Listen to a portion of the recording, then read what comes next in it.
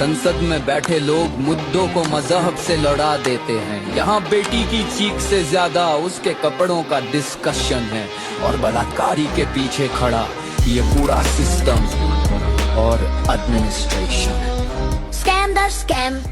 और सबसे पहले मैं आप लोगों का वेलकम कर लूं। हमारे साथ हैं ब्रजकिशोर बादल जी, वरिष्ठ पत्रकार हैं, स्तंभकार हैं, राजनीतिक विश्लेषक हैं, और सबसे बड़ी बात है एक अच्छे वक्ता भी हैं। और ये एक ऐसा बादल है, पत्रकारिता का जब फटता है तो सैलाब आता है। दूसरा स्पीकर हमारे साथ जो है वो हमारे युवा पत्रकार, एक ऐसे पत्रकार जो जैन जी की नब्ज को जानते हैं, और पिछले दिनों ने एक देहात अड्डा शुरू किया जो बहुत कम समय में बहुत लोकप्रिय हो गया, और नितिन का नाम पूरे देश में अच्छे अच्छे पत्रकार जानने लगे हैं। आप दोनों का स्वागत है। और हमारे कार्यक्रम का नाम है, आज का जो टॉपिक है वो है क्या झुक गई सरकार। ठीक है, तो सबसे पहले हम जिस विषय पर चर्चा करने यहाँ इकट्ठा हुए हैं कि 36 दिनों के बाद युवा आंदोलन को एक बड़ा लाभ मिला। एक वो मांग जो पिछले कई दिनों से वो कर रहे थे, जिसमें सोनम वांगचुक ने लंबा अनशन किया, उनके साथ बहुत सारे छात्रों ने भी अनशन किया। इसके बाद कल जो घटनाक्रम सामने आया, अचानक से धर्मेंद्र प्रधान का जो रेजिग्नेशन सामने आया, इसने खुशी तो दी है, लेकिन एक सवाल भी खड़ा किया है कि क्या वाकई में सरकार झुक गई है, या ये एक रणनीति के तहत या दबाव के उन पर जो दबाव बना उसके बाद सरकार ने ये बैकफुट पर जाना ठीक समझा। तो मैं सबसे पहले ब्रजकिशोर बादल जी जो हमारे साथ हैं, वरिष्ठ पत्रकार हैं, मैं आपसे पूछना चाहूंगा ब्रज जी की ये जो सरकार ने जो रेजिग्नेशन लिया है एकदम से धर्मेंद्र प्रधान का, इस पर आपका क्या रुख है, आपकी क्या प्रतिक्रिया है? इस पे मैं बोलूंगा कि सरकार चूक गई है, निश्चित रूप से चूकी है। सरकार की जिद थी कि इस्तीफा नहीं देंगे कोई भी मंत्री, अंततः उनको लाचार होकर इस्तीफा दिलवाना पड़ा धर्मेंद्र प्रधान से। सरकार काफी ज्यादा डिक्टेटर टाइप की हो गई है, लोकतंत्र नाम की चीज नहीं रह गई देश में। पहले तो छात्रों पर जो बर्बरतापूर्ण लाठीचार्ज किया गया, मैं उसकी घोर निंदा करता हूं। फिर सोनम वांगचुक जी को उठा लिया गया वहां से। सरकार के जितने भी कदम थे सब अलोकतांत्रिक थे। सरकार अपने को इस देश का भाग्य विधाता समझने लगी है, महाराजा समझने लगी है। ये राजतंत्र से भी ज्यादा बुरी स्थिति है। लेकिन जैन जी का बहुत बहुत धन्यवाद दूंगा मैं कि उन्होंने सरकार को झुका दिया, ऐसी सरकार को झुका दिया जिसने 12 साल में कभी जिसको झुकते हुए नहीं देखा गया। और उम्मीद करता हूं कि यह आंदोलन यहीं पे नहीं रुकेगा। जो नितिन गडकरी मिलावट कर रहे हैं पेट्रोल में, उस मुद्दे को भी जैन जी लेगा अपने हाथों में। और बाकी जो विभाग हैं, जहां जहां भी भ्रष्टाचार है, हर जगह भ्रष्टाचार है इस सरकार में। जो रक्षा विभाग है उसमें भी जो रक्षा खरीद हो रही है, उसमें भी जम के पैसा बनाया जा रहा है। इतना ही नहीं, जो केंद्रीय विश्वविद्यालय हैं उनमें आरएसएस के शिक्षकों को भर दिया गया है। सारे के सारे आरएसएस वाले आए हैं जिनका पढ़ाई लिखाई से कोई दूर दूर तक लेना देना नहीं है। तो सरकार यूनिवर्सिटी में भी जो वाइस चांसलर्स हैं वो संघ की विचारधारा के लोग बिठा दिए गए। हर जगह ऐसी स्थिति है। इतना ही नहीं, जो राम मंदिर है वहां भी चोरी हो गई। इतना बड़ा आंदोलन चला, सालों साल से 50 साल 60 साल से मुकदमा चल रहा था। फिर केस जीता और राम मंदिर बनवाया गया, लेकिन अंत में जो हुआ वो काफी बुरा हुआ।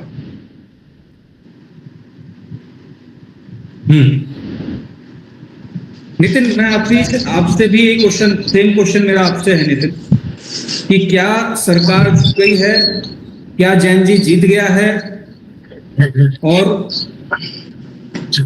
क्या आने वाले समय में क्या घटनाक्रम देखने को मिल सकता है? ये तो निश्चित रूप से ये जीत है, और मैं कहूँ तो तमाम उन युवाओं की जीत है जिन्होंने पहली बार शायद सड़कों पर इस तरीके से आने की जहमत की है, जिद की है, जरूरत की है कि भाई हम आएंगे और अब तुम्हारा बहुत हो चुका, अब हम नहीं सहेंगे। आप इस पूरे घटनाक्रम को अगर देखें कि देखो, देश के जो लोकतंत्र के 4 स्तंभ हैं हमारे, उन चारों स्तंभ को साइड कर दिया गया, और पहली बार ऐसा हुआ कि लोगों ने ये सारी चीजें अपने हाथ में ले ली। जब ये आंदोलन, जहां से इसकी शुरुआत हुई, अगर हम बिल्कुल कड़ी जड़ में जाएंगे, बिल्कुल नींव में जाएंगे, तो देश के मुख्य न्यायाधीश ने देश के युवाओं को एक तरह से कॉकरोच वाला बयान दिया। वहां से इसकी घटनाक्रम की एक तरह से शुरुआत हुई। वो एक गुस्सा था, मतलब जो मेन लोगों को करना चाहिए था वो मेन लोग नहीं कर पा रहे थे। मीडिया कुछ नहीं कर पा रही थी। मीडिया इस वक्त भाजपा की प्रवक्ता बन के बैठी है, मेन स्ट्रीमिंग मीडिया। आप कानून व्यवस्था में देख लीजिए, न्यायपालिका में बहुत सारे, मैं खुल के इस बारे में बोलना चाहूंगा कि न्यायपालिका में बहुत सारे लोग जो है सरकार के विरुद्ध नहीं जाना चाह रहे, क्योंकि उन्हें कहीं ना कहीं डर भी है। जो छोटे लोग, जैसे छोटी अदालतें हैं, वहां आप देखोगे तो बड़े डिसीजन लेने में वो रुकते हैं। आप देखोगे कि ये मामला जब हुआ दिल्ली के अंदर, जब हुआ और छात्रों की जब पिटाई हुई 20 तारीख को, तो उसके बाद जो है दिल्ली हाईकोर्ट ने कह दिया कि अभी इस पे हम कोई टिप्पणी नहीं करना चाहेंगे। उसके बाद मामला जो है सुप्रीम कोर्ट में गया, और सुप्रीम कोर्ट में जिस तरह का बयान आया वो सही ना कहीं आप ये देखो कि इस देश के तमाम युवाओं की उम्मीदों को तोड़ने का काम हुआ है वहां पे।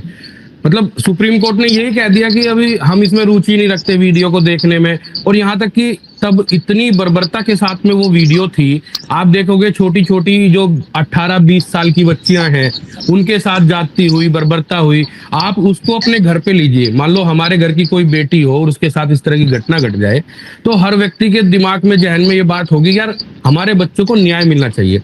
और जब कोर्ट के द्वारा ये सब बयान आ जाए तो कहीं ना कहीं लोगों के मन में एक आग लग जाती है कि यार ये कैसा कोर्ट है और ये कैसी न्यायपालिका है जो हमारे बच्चों के बारे में सुनना नहीं चाह रही। और आप देखोगे कि अब मीडिया पे हम बात करें, अगर तमाम मीडिया के बड़े चैनलों ने, जिनके पास करोड़ों अरबों का तामझाम है, जिनके पास बड़े स्टूडियो हैं, जिनके पास तमाम पत्रकार हैं, दुनिया भर की मेन स्ट्रीमिंग मीडिया ऐसी है जिनके पास करोड़ों की ऐसी जायदाद है जो तमाम लोगों तक बात पहुंचा सकती है एक मिनट में, तो उन्होंने वो भूमिका निभाई है जो एक तरह से देश के दुश्मन निभाते हैं ना, वो भूमिका देश की मेन स्ट्रीमिंग मीडिया ने निभाई है। तब युवाओं को लगा कि यार ये ना अपने हाथ में ले लेनी चाहिए ये चीजें। और आप देखोगे कि इस पूरे प्रोटेस्ट में जितने भी लोग इसको कवर कर रहे थे, उनका मीडिया से कोई इतना बड़ा जुड़ाव पहले नहीं था। वो लोग अपने सोशल मीडिया पे लाइव आना, अपने सोशल मीडिया पे वीडियो पोस्ट करना। एक लड़का है हर्ष, दिल्ली से, हर्ष यादव नाम है उस लड़के का। आप देखिएगा उस लड़के ने 1.5 मिलियन फॉलोवर गेन किए हैं अपने इंस्टाग्राम पे। तो वो ऐसे ही उसके पास नहीं आए, उसको ऐसे नहीं जुड़ गए वो लोग, उन्होंने देश के तमाम लोगों तक वो बात पहुंचाई है। आप सार्थक गोस्वामी को देख लीजिए, आप समदीस को देख लीजिए, आप जिस्ट मीडिया को देख लीजिए, आप जो है बीबीसी को देख लीजिए। बीबीसी तो बड़ा प्लेटफॉर्म है, बड़ा चैनल है, लेकिन बीबीसी ने पूरे नेशनल इंटरनेशनल लेवल पे जो बात पहुंचाई है, उससे पूरे तमाम जो हिंदुस्तान के बाहर लोग रहते हैं, उन्होंने भी इस आंदोलन को जो है सपोर्ट करने की पूरी कोशिश करी। बहुत सारे इंटरनेशनल मीडिया थे, डॉन था, अल जजीरा था, द गार्डियन था, बहुत सारे इंटरनेशनल मीडिया ने इस चीज को उठाया। फिर जब देश का नेशनल मीडिया, लेकिन देश का नेशनल मीडिया लगातार इस चीज को हवा देता रहा कि ये चाइनीज एजेंट है। फिर लोगों को गुस्सा आया, यार हमें चाइनीज एजेंट बता रहे हैं, हम अपने देश की शिक्षा व्यवस्था के सुधार के लिए लड़ रहे हैं, फिर भी हमें चाइनीज एजेंट बताया जा रहा है। मतलब अगर कोई व्यक्ति, एक स्टोरी मैं आपको बताता हूँ, रिपब्लिक भारत एक स्टोरी कर रहा है और वो बता रहा है कि एक व्यक्ति वहां पे गया, उसके बाद वो एक चाइनीज एम्बेसी गया, वहां से बैग में उसने कुछ लिया। यार मतलब तुम किस तरह की नैरेटिव बिल्ड करने की कोशिश कर रहे हो देश में। आप देखो कि इस नीट के एग्जाम के बाद जो लीक हुआ, उसके बाद कम से कम 21, 22, 23, वो एक एग्जैक्ट नंबर अभी पता नहीं है किसी को भी, लेकिन इतने बच्चे हैं, 20 प्लस हैं। आप देखो कि 20 प्लस बच्चों ने आत्महत्या कर ली। और ये केवल बच्चे नहीं है, आप देखो 20-25 लोग एक परिवार है जिनमें कम से कम आप देखोगे तो सैकड़ों लोग प्रभावित हो गए इस चीज से कि यार हमारे बच्चे शाम को अपने घर नहीं आएंगे। आप अपने ऊपर लेके देखो इस चीज को कि हमारा बच्चा शाम को घर ना आए तो हमें कैसा लगेगा। नहीं आई इस पे। हाँ जी, और किसी ने भी इस चीज को प्रधानमंत्री तक ने, जो प्रधानमंत्री देश के किसी क्रिकेटर के अंगूठे में चोट लगने पर ट्वीट कर देते हैं, उन प्रधानमंत्री के मुंह से 2 शब्द नहीं फूटे कि इस देश के उन बच्चों के लिए भी मैं बोल दूं कि देखो भाई यार ये जो भी हुआ है गलत हुआ है, बच्चों ने जो आत्महत्या की है उसके लिए मेरी संवेदना है। आप ये जैन जी की ताकत देखो, जो लगातार प्रधानमंत्री मन की बात करने में, आज भी मन की बात हुई है, मन की बात करते थे, वो लाइव आके ऐसे ऐसे वीडियो बनाने लगे। ये जैन जी की तो ताकत है, और किसी ने ऐसा नहीं करवाया। और शुरुआत में जब आंदोलन शुरू हुआ तो ये पूरी तरीके से सरकार ने इग्नोर किया। सरकार को लग रहा था कि ये ठीक है, ये आए हैं, आएंगे, बैठेंगे, 2-4 दिन बैठेंगे, लाठियां खाएंगे और यहाँ से चले जाएंगे। लेकिन जब सोनम वांगचुक को वहां से 18 तारीख को उठाया, उसके बाद लगा कि यार ये तो लड़ाई हमारी लड़ने ही नहीं दे रहे हमें, अब तो हमें खुद ही सड़कों पे आना पड़ेगा। और जितना भी मैं आपको इसमें बॉलीवुड की जो भूमिका बताऊं, इसमें सबसे बड़ी भूमिका प्रकाश राज की है, नसरुद्दीन शाह की है, सुरा भास्कर की है, ठीक है, साजिया अल्मी की है। ये लोग थे जो जिन्होंने शुरुआत से आवाज उठाई है। अनुराग कश्यप की है। ये लोग थे जो शुरुआत से साथ थे, शुरुआत से ही साथ थे। लेकिन जो भेड़ चाल है ना बॉलीवुड में भी, अब ये नाम मेरा याद नहीं आ रहा उस लड़की का, रेडियो चलाने वाले आमिर खान खामोश रहे देखो।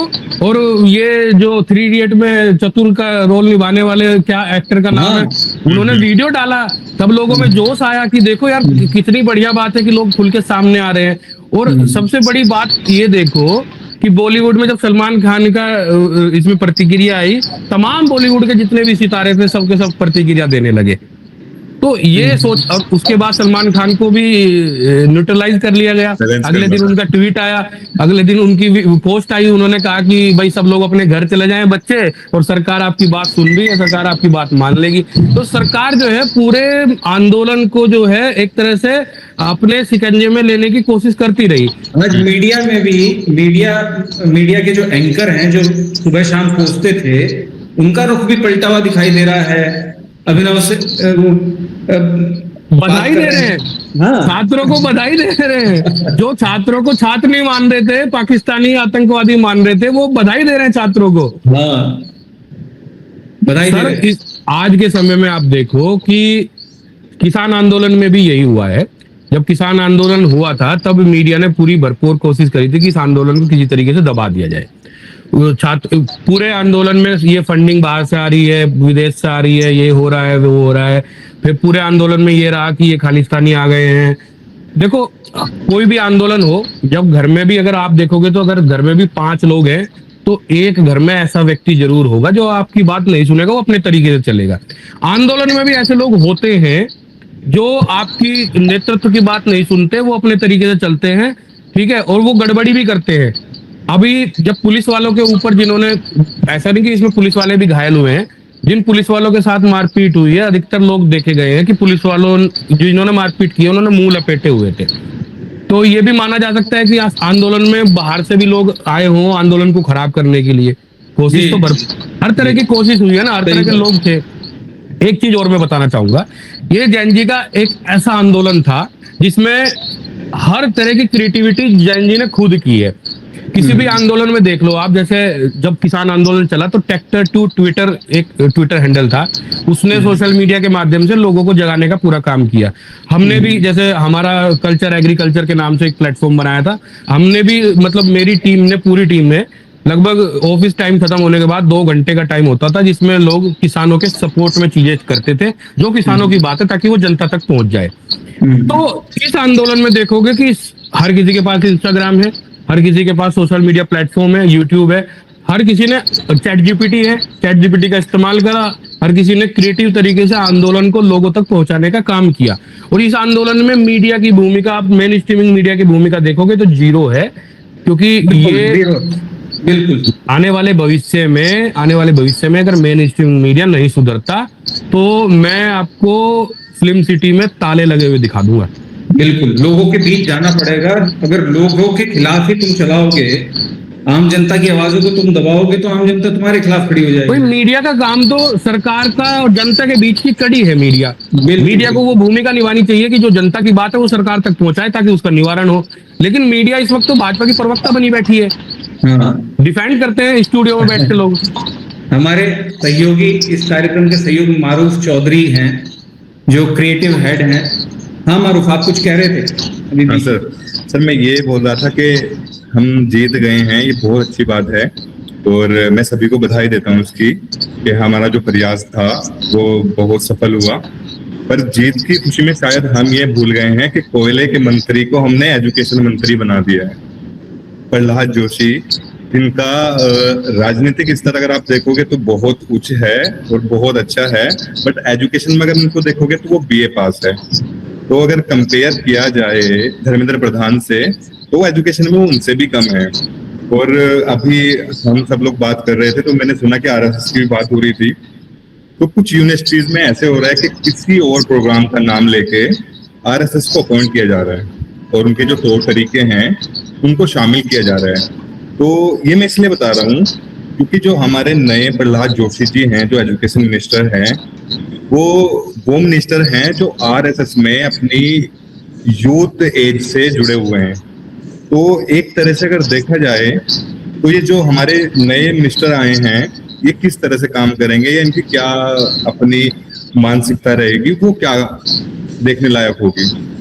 क्योंकि जितना भी मैंने आज तक, जैसे मैं भी एक जेनजी हूँ और मैं टीवी देखना मुझे ऐसा हो गया कि 2 साल से मैंने टीवी नहीं देखा, न्यूज चैनल कोई नहीं देखे। बदौलत एक एंकर के, मैं नाम नहीं लूंगा उसका क्योंकि मैं वीडियो एडिटर हूँ तो मेरी भी जॉब लगी थी, खाली मेरा मोहम्मद मारूफ के नाम से मुझे निकाला गया था क्योंकि मेरा नाम मोहम्मद मारूफ था, तो मैं मीडिया में काम नहीं कर सकता। वो उनकी सोच थी। तो मैं उनको भी ये याद दिलाना चाहूंगा कि वो ये वीडियो देखे होंगे कि मैं वो मोहम्मद मारूफ हूँ, जो मैं ये काम कर रहा हूँ, मैं अपने प्लेटफॉर्म से कर रहा हूँ और मैं उस यूथ से हूँ कि मोदी जी ने हमें पहले बता दिया था कि डिजिटल भारत होने वाला है और मैं डिजिटल भारत में इन्वॉल्व हो चुका हूँ। तो मुझे उनकी बहुत ज्यादा जरूरत नहीं रह गई है। मेरे पास चैट जीपीटी है, अपना खुद का फोन है, तो वहीं की जो सोर्सेज हैं उनसे ही मैंने ये चीजें देखी है कि हम अगर कंपेयर करें पीछे वाले अपने एजुकेशन मिनिस्टर को अभी को, तो ज्यादा कुछ फर्क नहीं है। या तो ये जो फैसला लिया गया है ये बहुत जल्दी में लिया गया है या एक सोची समझी साजिश भी हो सकती है। मैं ये नहीं बोलूंगा कि साजिश है, बट अगर हम पूरा बैकग्राउंड किसी का देखें तो हमें पता चलता है कि वो बंदा किस विचारधारा से आया हुआ है। तो सर मेरा क्वेश्चन ब्रज किशोर सर से है कि आप सीनियर हैं हमसे और आपने हमें हिस्ट्री बताई है बहुत सारी, तो मैं आपसे पूछूंगा कि जो प्रहलाद जोशी जी हैं जो बहुत समय से आरएसएस से जुड़े हुए हैं, क्या इनकी गवर्नमेंट एजुकेशन सिस्टम में सुधार करेगी या फिर जो आरएसएस अपॉइंट किए जा रहे हैं यूनिवर्सिटीज में उसको सहारा देगी? सर ये मैं आपसे क्वेश्चन एक कर रहा हूँ। मैं एक जो सच्ची घटना है पहले उसके बारे में बताना चाहूंगा कि काफी समय पहले जब अशोका रोड में बीजेपी का ऑफिस था तो मेरे एक संबंधी है, वहां आया जाया करते थे बराबर। तो एक आदमी उनके लिए चाय लेके आता था दौड़ के, केरल का रहने वाला था। बाद में उन्होंने देखा कि वो मेघालय के राज्यपाल के रूप में शपथ ले रहा है और मेरे जो संबंधी थे वो आश्चर्य में पड़ गए कि आदमी तो चपरासी का काम करता था वहां, इसको राज्यपाल कैसे बना दिया। बाद में वो महिलाओं के साथ गलत व्यवहार करने के कारण काफी ज्यादा बदनाम हो गया और उसे हटा दिया गया राज्यपाल के पद से।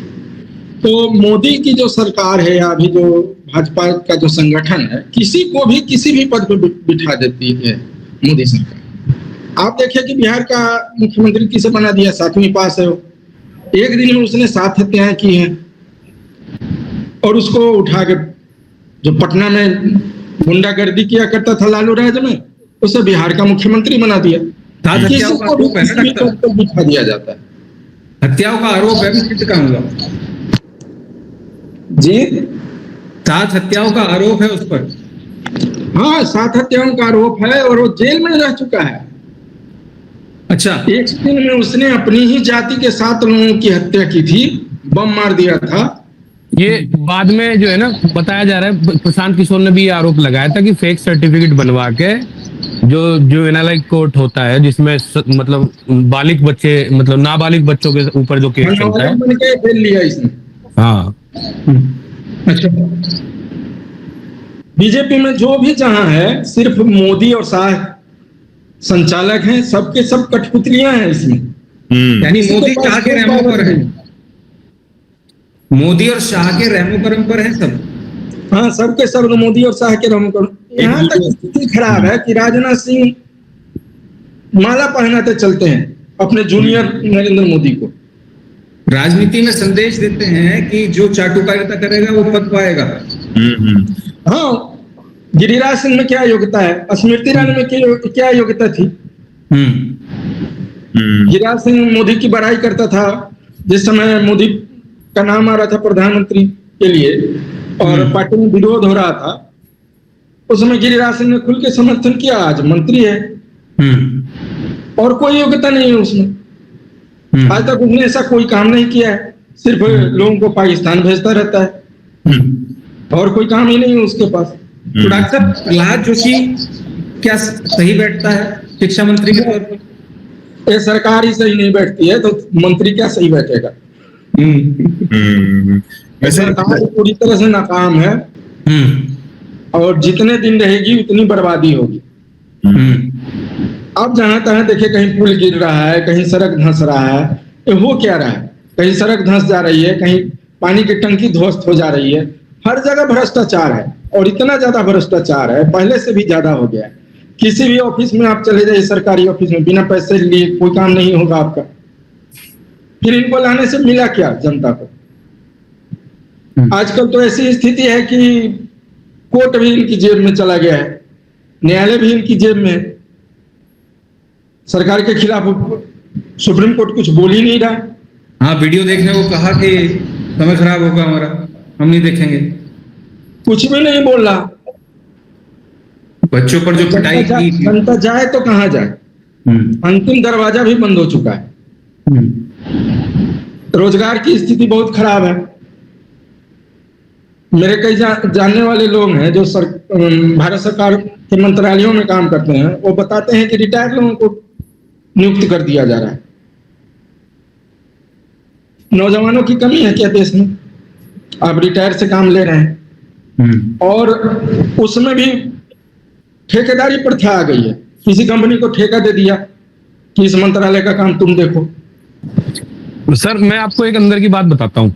मैं ना एक ये पढ़ाई के दौरान की बात है 2018 की, तो मैं बीजेपी के एक सीनियर नेता हैं, उन किसी दोस्त के साथ में उनसे मिला मैं दिल्ली में, तो उन्होंने खुद ये बात स्वीकारी और खुद ये बात कही, मैं नाम नहीं लेना चाहता किसी का नाम उजागर हो, उन्होंने खुद ये बात कही कि जब विभाग से ठेका किसी को भी दिया जाता है तो सबसे पहले 20% कमीशन जो है विभाग का तय हो जाता है। तो मतलब आप सोचो कि 20% कमीशन तय हो गया, 80% आगे चला गया, अब जिस ठेकेदार को मिला है वो ठेकेदार भी कमा रहा है उसमें। तो ये जो बात पहले पुराने समय में राजीव गांधी इस बात को कहते थे ना कि अगर 1 रुपया चलता है तो आगे चल के बहुत कम पैसे पहुंचते हैं, तो ये बात वास्तविक है कि कहीं भी किसी विभाग में देख लो, सबसे पहले विभाग का कमीशन तय होता है, उसके बाद जहां काम होगा वो निम्न स्तर पे काम होगा और उसके लिए लोग बोलते नहीं है। अभी बोलना स्टार्ट हो गया, अभी ये शुरुआत मानो आप। ये आंदोलन जीतने के बाद बच्चों ने, जो जैन जी ने अब कमर कस ली है, और ये डिसीजन मोदी सरकार ने लिया है ना, आप देखो कि जिस दिन यानी कल जो इस्तीफे वाली बात आई है, परसों मीडिया में खबर ब्रेक करा दी गई कि सूत्रों के हवाले से पता चला है कि धर्मेंद्र प्रधान इस्तीफा नहीं देंगे। हाँ वो एक ट्रायल बेस्ड था, सूत्रों के माध्यम से खबर ब्रेक कराना कि वो चाहते थे कि देश देखते हैं कि माहौल क्या बनेगा इस खबर को ब्रेक करने के बाद, क्या रिएक्शन रहेगा। अगर मान लो सरकार लोगों का होता क्या कि अगर वहां से लोग हट जाते कि भाई सरकार तो मानने की नहीं इस बात को कि इस्तीफा होगा, अगर वहां से लोग हट जाते तो वो उसी रात को लाठीचार्ज होकर आंदोलन टूट जाता। लेकिन लोगों ने कहा कि इस्तीफा लेके ही जाएंगे। और इसमें लेकिन एक बात है इसमें, हाँ जी, जो धर्मेंद्र प्रधान ने रेजिग्नेशन लिखा है उसका जो कंटेंट है वो ये शो करता है कि धर्मेंद्र प्रधान का मन नहीं था इस्तीफा देने के लिए। हाँ बिल्कुल, वो बहुत मजबूरी में उन्होंने इस्तीफा दिया है। बिल्कुल। और आप देखो कि वो किसी ऑफिशियल लेटर पे इस्तीफा नहीं है, वो केवल एक सामान्य पेपर पे लिखा हुआ बात है। अगर कोई इस बात को भी नहीं उठा रहा कि लेटर अगर था तो ऑफिशियल लेटर होना चाहिए था उनकी लेटर हेड पे। लेटर हेड तो हर एमपी के पास होते ही है लेटर हेड तो ये तो मंत्री है, मंत्री जी के पास लेटर हेड नहीं थी, एक लेटर हेड पे किसी ने लिख के दे दिया होगा भैया, कहीं से लिख के आ गया होगा। हाँ वो तो चैट जीपीटी लिख देती है अपने 2 मिनट में, लिख के दे दिया होगा। वो पीछे से कहीं से आया होगा, क्योंकि हमारे प्रधानमंत्री जी ने अभी मीटिंग की है तो कैबिनेट मंत्री से बोला है कि सबकी इंस्टाग्राम आईडी होनी चाहिए और सबकी रील्स, सबको दिन में एक रील बनानी है जो छात्रों से जुड़ेंगे हम। मेरा ये मानना है कि ये जो बैकफुट पर सरकार आई है, ये बैकफुट पर एक जाने की एक रणनीति है सरकार की, क्योंकि मानसून सत्र शुरू होने वाला है और सांसदों की खरीद फरोख्त और पार्टियां तुड़वाना, इधर लाना उधर भेजना, ये सब करके उन्होंने अपने 300 से ऊपर का आंकड़ा बना दिया है सांसदों का। लोकसभा में उनके पास अच्छी खासी बहुमत हो गया है। तो मुझे कहीं ना कहीं ये समझ में आ रहा है कि सरकार की एक रणनीति है और जिस रणनीति के तहत वो आने वाले समय में और ज्यादा अपने पंजे मजबूत करेगी और आम आदमी को समस्या पैदा होगी। एक तो मैं नमस्कार भारत के इस कार्यक्रम को बड़ा धन्यवाद करता हूं कि वो एक मंच दे रहे हैं लोगों को, हम जैसे लोगों को बात करने का, तो रवि सर का बहुत धन्यवाद है। और दूसरा कि बेबाकी से बोलना बहुत जरूरी है, ये बात जिसने भी कही है बहुत अच्छी कही है कि अगर नहीं बोलोगे तो मर जाओगे, तो बोलना बहुत जरूरी है। और अगर जिंदा रहना है, सही मायने में रीढ़ की हड्डी मजबूत रखनी है, तो सवाल जरूर पूछो, चाहे सरकार किसी की भी हो। लोग कहते हैं कि अभी भाजपा की सरकार है तो केवल भाजपा की सरकार से सवाल क्यों पूछा जा रहा है। मैं कहता हूं जब कांग्रेस की सरकार होगी तो अगर हम जिंदा रहे, इस दुनिया में रहे, तो इसी हिम्मत के साथ सवाल पूछते रहेंगे। सवाल पूछना जरूरी है। पत्रकारों का काम सरकार की तारीफ करना नहीं है, सरकार की उन आलोचनाओं को उठाना है, उन आलोचनाओं को बोलना है जो जनता तक पहुंचे। और जनता के बीच में कड़ी बनने का काम पत्रकारों का होता है, जो पत्रकारिता आज के समय में भूल जा रहे हैं। मैं हमेशा कहता हूं कि जो न्यूज एंकर, बड़े बड़े एंकर मलाई चाट रहे हैं, सबसे ज्यादा गलती गोदी मीडिया बनाने की उनकी है। जो लोग ग्राउंड में पत्रकारिता कर रहे हैं वो मजबूर है कहीं ना कहीं, क्योंकि इस फील्ड में नौकरियां समाप्त होती जा रही हैं। जितने भी लोगों ने मेन स्ट्रीमिंग मीडिया छोड़ के सोशल मीडिया पे अपनी यूट्यूब पत्रकारिता शुरू करी है, उन लोगों की दाद देनी चाहिए, उनकी हिम्मत बढ़ानी चाहिए। और जिस दिन इस देश की मीडिया केवल 1 महीना सही तरीके से पत्रकारिता कर लेगी, इस देश में इस तरीके से इस्तीफे होने शुरू हो जाएंगे। ठीक है भैया, ठीक है, okay, thank you so much भैया। ठीक है जी, नमस्ते नमस्ते। एक शेर सुना देता हूं। चढ़ी आस्तीनों ने पूछा क्या हुआ सरकारों का, दृष्टिकोण क्यों बदल गया है सत्ता के सरदारों का।